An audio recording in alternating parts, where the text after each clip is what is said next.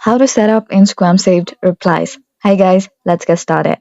So first open up your Instagram application and log into your account if you haven't logged in yet. Once you're logged in, tap on your profile and next tap on the three horizontal lines at the upper right corner.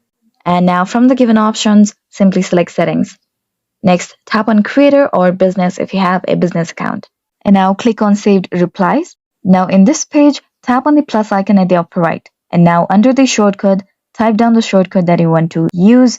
And under the message box, type down a message. Once you're done, tap on the check mark at the upper right. And now you'll be done. Now to check it, go back to your home page. And now click on the messenger like icon at the upper right. And now select an individual conversation with someone. And now simply type down your shortcut that you just set earlier. And as you can see, the message has been suggested. Now you can simply tap on it and send it. So yeah, that's it. So this was a video on how to set up Instagram saved replies.